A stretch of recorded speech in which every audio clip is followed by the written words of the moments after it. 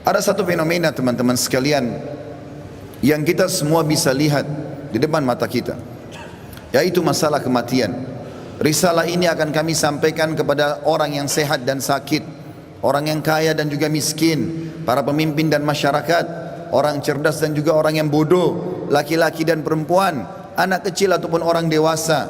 Ingatlah saudaraku, kita akan mengakhiri kehidupan dunia ini. Ada batas waktu di mana kita semua akan meninggalkannya. Semua yang kita kumpulkan dari rumah yang mewah, kendaraan yang kita banggakan, pasangan hidup, apa saja dari pakaian, bahkan perlengkapan dan pernak-pernik kehidupan ini, semuanya akan ditinggal. Pasti kita akan meninggalkannya. Nabi SAW bersabda dalam sebuah hadis yang sahih, kalau anak Adam meninggal dunia, akan ikut bersamanya ke kuburan tiga: keluarganya, hartanya, dan amalnya. Serta akan pulang dua, keluarganya akan pulang. Secinta-cintanya seorang istri pada suaminya, pasti dia tidak akan pernah menginap di kuburan itu. Dia akan pulang. Cinta-cintanya seorang suami pada istrinya juga tidak akan tinggal menemani istrinya di kuburan. Orang tua dengan anak, teman dengan temannya, bawahan dengan atasannya, semuanya akan meninggalkan kuburan tersebut. Begitu juga dengan harta. Mobil semewah apapun hanya diparkir di pagar kuburan. Setelah itu akan dibawa pulang menjadi warisan. Yang tinggal bersama kita hanya satu, amal kita, yang selama ini selalu kita lalaikan. Mikrofon masjid dengan keras, panggilan dari Allah, hayya 'alas shalah, hayya 'alal falah, ayo salat, ayo menuju kepada kemenangan, kita lalaikan. Orang miskin yang mengetuk-ngetuk kaca mobil di sebelah rumah orang miskin tidak makan, mengulurkan tangannya, lalu syaitan membisikkan kuping kita mengatakan orang itu masih muda, masih kuat, lalu kita mengiyakan syaitan sehingga kita tidak mengeluarkan sedekah tersebut. Al-Quran hanya menjadi hiasan, berbangga-bangga dengan kertasnya, dengan sampulnya yang bagus, penerbitnya yang dikenal, atau yang best seller yang dijual di pasar-pasar. Bukan lagi berfungsi sebagai ayat-ayat Allah, peringatan yang harus dibaca dan jadi prinsip hidup, hanya menjadi sebuah kenangan saja. Begitu juga dengan orang tua yang dilupakan, hanya kena jabatan yang sudah naik, harta yang sudah mulai melimpah, memiliki pasangan yang cantik, anak-anak yang banyak, sehingga orang tua di kampung halaman dilupakan. Telepon pun hanya setahun sekali. Tidak ada lagi kejar pahala dan surga dari kedua orang tua. Padahal seorang salafus saleh pernah menemukan salah satu orang tuanya meninggal, lalu dia menangis terisak-isak. Kemudian murid-muridnya menanyakan, kenapa anda menangis? Kata dia, sungguh satu pintu surga sudah tertutup untukku, maka tertinggal satu lagi. Dan sekian banyak fenomena dalam kehidupan kita yang kita lalaikan, saudaraku seiman. Dengarkan dan renungi baik-baik bagaimana Allah mengingatkan dalam kitabnya tentang masalah hari pulang ini. Yang pertama disebutkan di dalam Al-Quran surah Al-Baqarah ayat 281. Allah berfirman, dan kekal ditilawakan oleh orang-orang beriman sampai hari kiamat. A'udzu billahi minasyaitonir rajim. Wattaqu yawman turja'una fihi ila Allah, thumma tuwaffa kullu nafsin ma kasabat wa hum la yudhlamun. Takutlah kalian, persiapkanlah diri kalian, fikirkanlah baik-baik, masuk semua dalam makna wattaqu.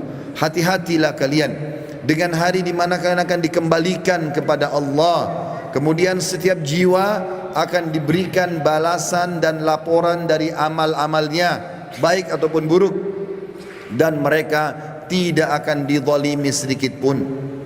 Kalau hari ini teman-teman kita melihat seseorang kerabat kita, teman sejawat kita, partner bisnis kita dibungkus dengan kain kafan dan meninggal, dan kita mengantar ke kuburan sebagaimana mungkin itu sudah pernah kita lakukan, maka satu waktu nanti kita yang akan diantar. Teman-teman sekalian masih malas sholat, sholatlah teman-teman sebelum anda disolati oleh orang-orang. Banyak orang meninggalkan saf pertama masjid, padahal itu keutamanya sangat besar, tapi dia menunggu dia akan disolati di saf pertama pada saat meninggal dunia. Ini kerugian, penyesalan akan datang terakhir, saudaraku seiman. Dalam ayat lain Allah berfirman dalam surah Al-Baqarah ayat 48, A'udzu billahi minasyaitonir rajim. Wattaqu yawman la tajzi nafsun an nafsin syai'a wa la yaqbalu minha syafa'atun wa la yu'khadhu minha 'adlun wa la hum yunsarun. Hati-hatilah kalian, perhatikan baik-baik, renungi baik-baik kata Allah, hari di mana tidak ada lagi jiwa bisa membantu jiwa yang lain, dan tidak akan diterima lagi rekomendasi-rekomendasi, pertolongan-pertolongan, dan juga tidak akan pernah ada yang bisa memenangkan. Di dalam ayat yang lain juga Allah mengingatkan surah Luqman, surah nomor 31 dalam Al-Quran ayat 33. A'udzu billahi minasyaitonir rajim.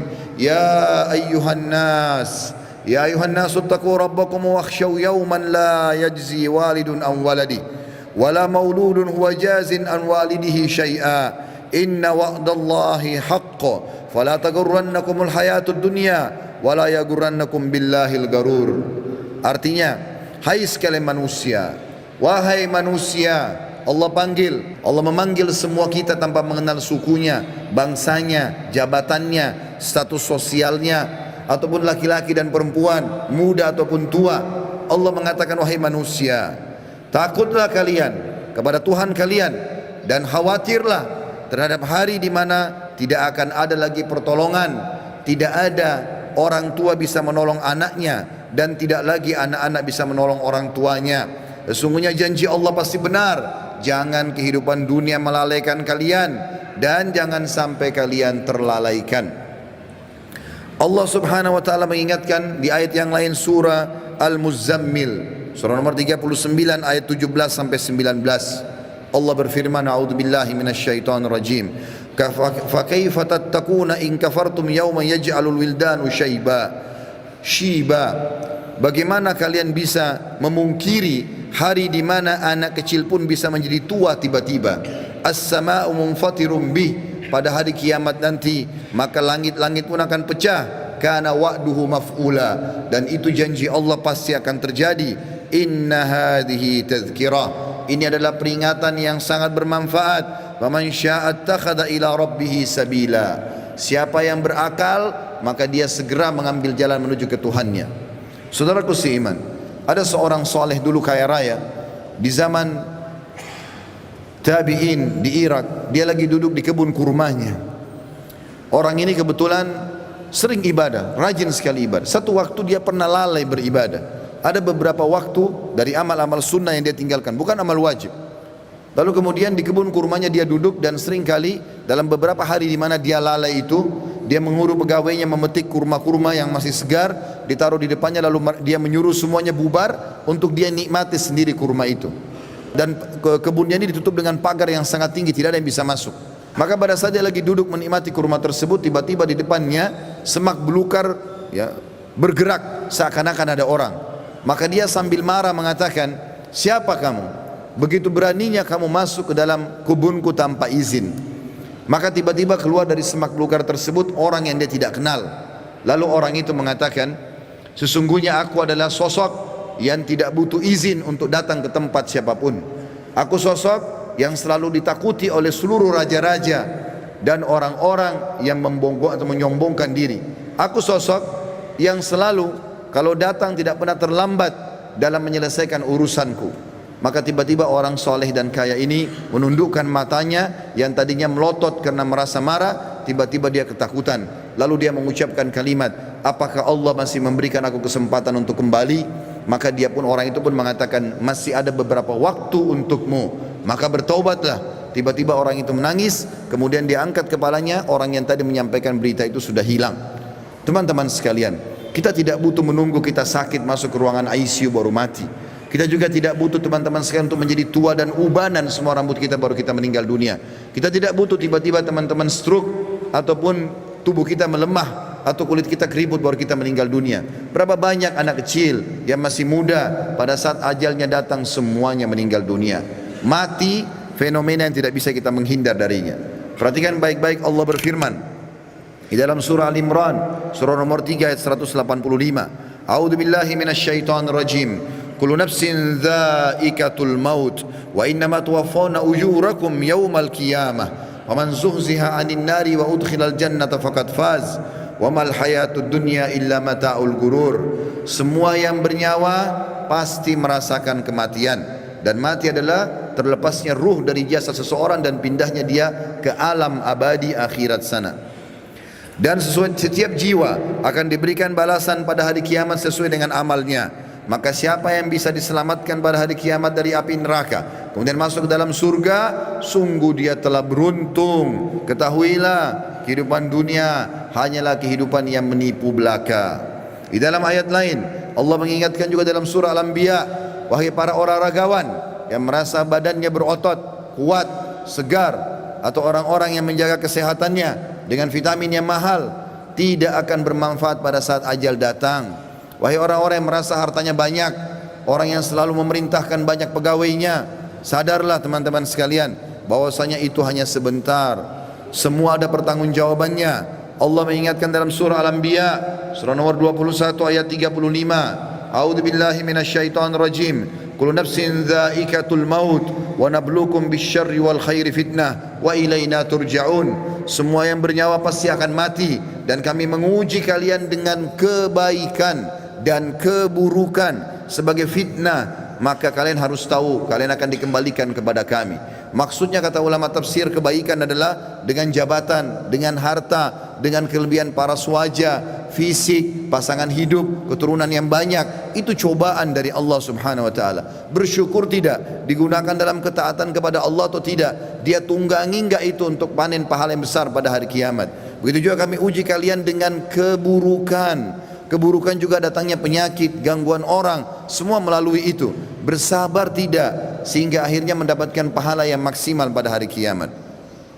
Di dalam ayat lain surah Al-Ankabut, surah nomor 29 ayat 57 juga Allah berfirman, A'udzubillahi minasyaitonir rajim. Kullu nafsin dha'iqatul maut, thumma ilaina turja'un. Semua yang bernyawa pasti akan mati. Sekuat apapun dia, sehebat apapun dia sembunyikan dirinya dalam sebuah bangunan yang besar, pasti dia akan mati dan akan dikembalikan kepada kami. Di dalam ayat lain Allah lebih jelas lagi menekankan masalah itu dalam surah An-Nisa. A'udzubillahi minasyaitonir rajim. Ainama takunu yudrikkumul maut walau kuntum fi burujim musyayyadah. Dimanapun kalian sembunyi, pasti mati akan datang kepada kalian, walaupun kalian sembunyi di dalam bangunan yang sangat kokoh. Dan terakhir ayatnya adalah Allah SWT mengingatkan dalam surah Jum'ah, ayat yang sudah sangat masyhur, surah nomor 62 ayat 8. A'udzubillahi minasyaitonir rajim. Qul innal mauta alladzi tafirruna minhu fa innahu mulaqikum. Tsumma turadduna ila alimil ghaibi wasyahadati fayunabbiukum bima kuntum ta'malun. Katakan hai Muhammad, sampaikan kepada semua manusia, terutama umatmu, mati yang selama ini kalian tidak mau kenang, tidak mau ingat, tidak mau punya persiapan, pasti akan mendatangi kalian. Kemudian kalian akan dikembalikan kepada zat yang maha mengetahui yang gaib dan juga yang nyata, dan akan memberitahukan kepada kalian apa yang telah kalian amalkan. Saudaraku seiman, ingat, ruangan ICU di rumah sakit hanya 2 atau 3, dan orang yang sedang berobat di rumah sakit lebih sedikit jumlahnya daripada orang yang berjalan di sebelah rumah sakit. Di pinggir jalan lebih banyak, artinya lebih banyak orang meninggal yang tidak sakit. Hati-hati. Berapa banyak orang yang muda, masih anak-anak sudah dipikul di geranda jenazah. Sadarlah teman-teman sekalian, mati ini kalau selalu dikenang, dia akan jadi pengontrol dalam kehidupan.